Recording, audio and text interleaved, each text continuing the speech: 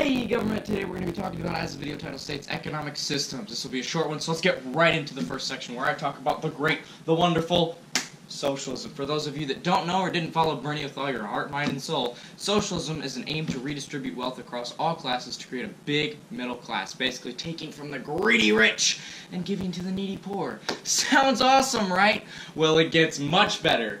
And then significantly worse. But that's later. You can get stuff like free education and healthcare, but after a while people get upset.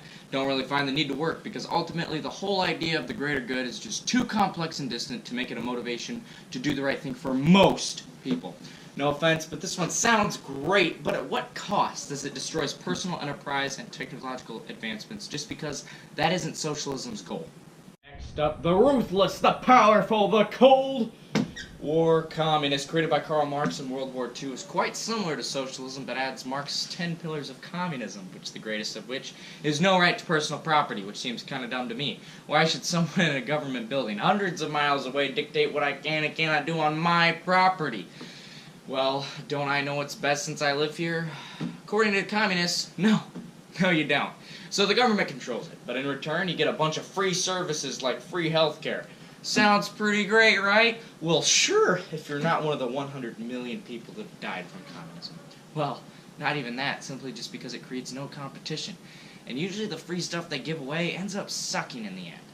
This is where we transition to my favorite, capitalism. Unlike communism and socialism, where you have no right to property but you can get free services, in capitalism you basically have a right to property and services, but you don't get it for free.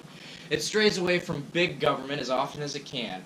You see, with this opening for private enterprises, it creates competition. For example, your smartphone.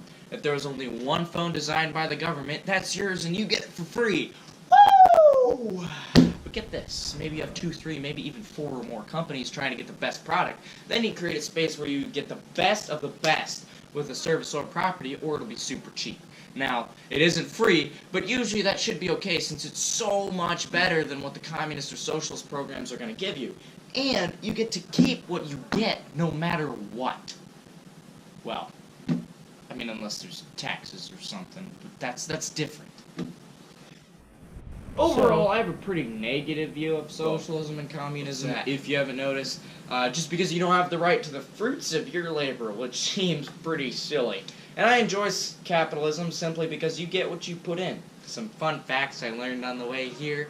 Communists killed a lot of its own people, but nobody really cares, simply because when something bad happens in another country that doesn't affect my country, I don't really care that much. Socialism, honestly, sounds awesome. It does. I'll give it that, but it just never ends up working. And capitalism is my favorite just because it gives us all the cool stuff that we have today.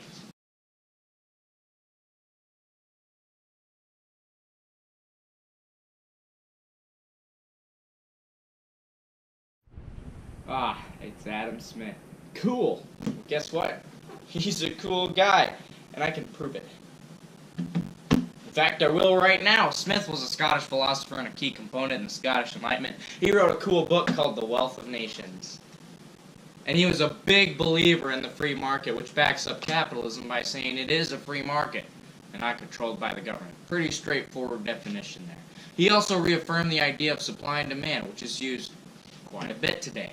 He's famous for that, and the idea of people looking out for themselves creates the best economy. So yeah, he's like the backbone of capitalism, and he created a lot of ideas that are just super influential in day-to-day life.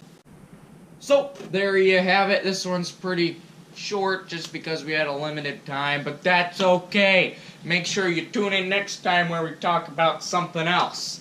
Little side note, likes are always appreciated. I'll take comments all day.